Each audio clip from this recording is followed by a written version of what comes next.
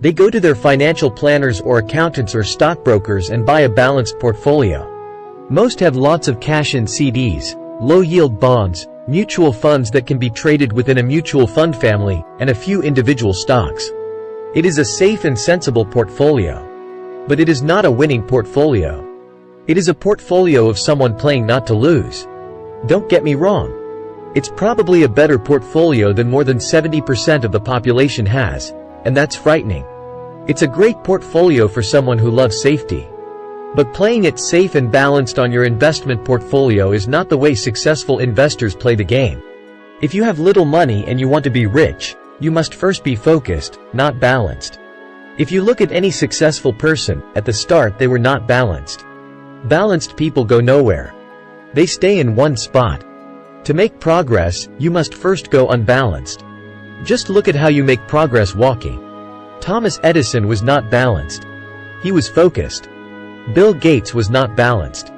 He was focused. Donald Trump is focused. George Soros is focused. George Patton did not take his tanks wide. He focused them and blew through the weak spots in the German line. The French went wide with the Maginot Line, and you know what happened to them. If you have any desire to be rich, you must focus. Do not do what poor and middle-class people do. Put their few eggs in many baskets. Put a lot of your eggs in a few baskets and focus. Follow one course until successful. If you hate losing, play it safe. If losing makes you weak, play it safe. Go with balanced investments. If you're over 25 years old and are terrified of taking risks, don't change. Play it safe, but start early. Start accumulating your nest egg early because it will take time. But if you have dreams of freedom, of getting out of the rat race, the first question to ask yourself is, how do I respond to failure? If failure inspires you to win, maybe you should go for it, but only maybe.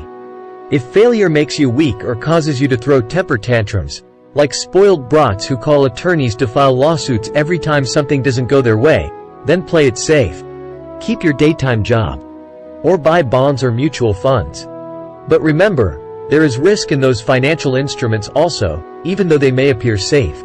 I say all this, mentioning Texas and Fran Tarkenton, because stacking the asset column is easy.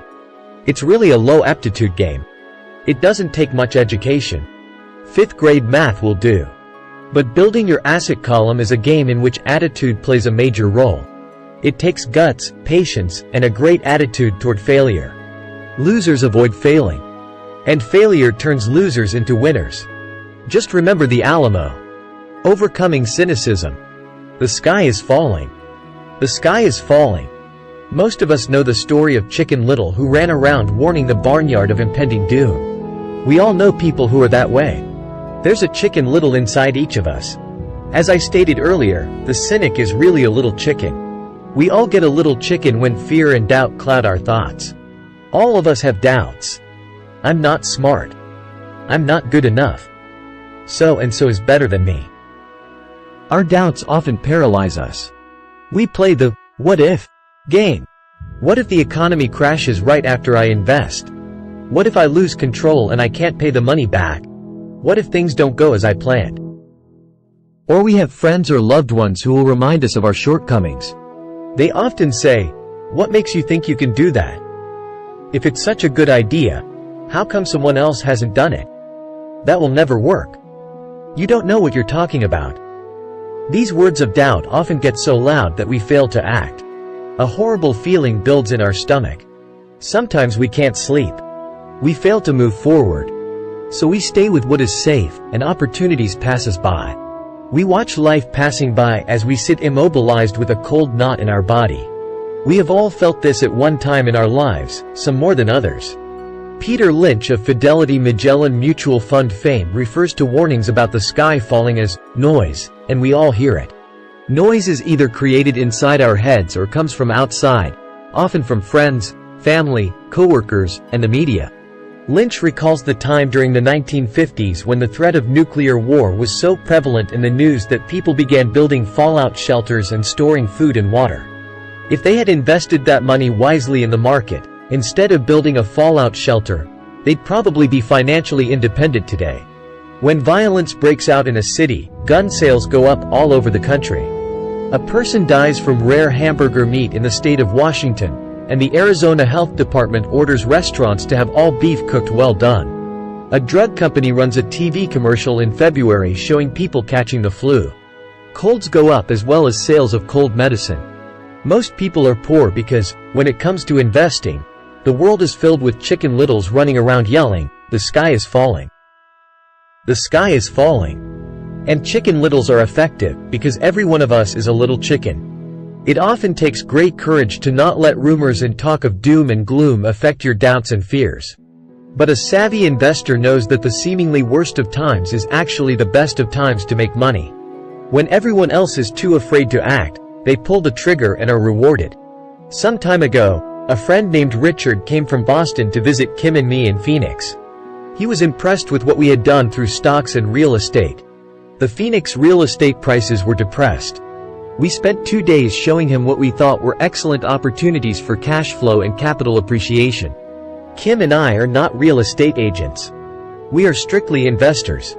After identifying a unit in a resort community, we called an agent who sold it to him that afternoon.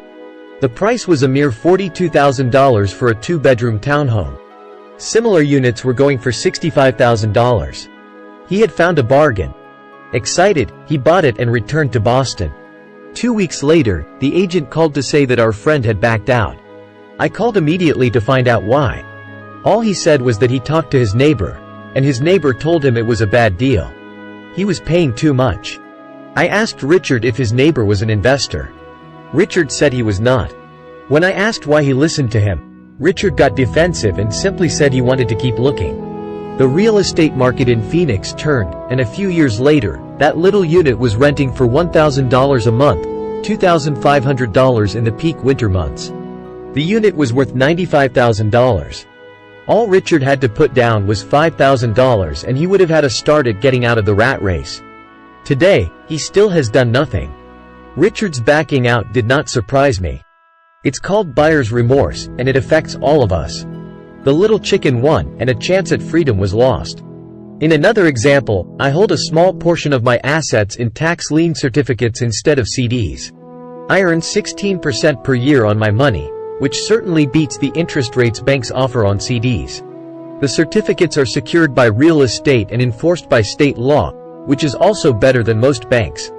The formula they're bought on makes them safe. They just lack liquidity.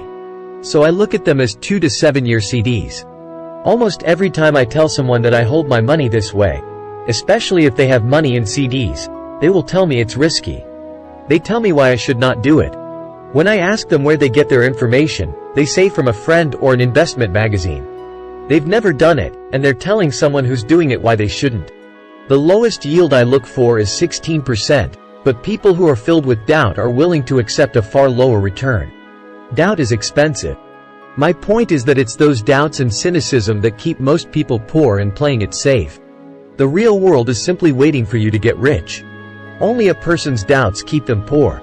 As I said, getting out of the rat race is technically easy. It doesn't take much education, but those doubts are cripplers for most people. Cynics never win, said Rich Dad. Unchecked doubt and fear creates a cynic. Cynics criticize, and winners analyze, was another of his favorite sayings. Rich Dad explained that criticism blinded while analysis opened eyes.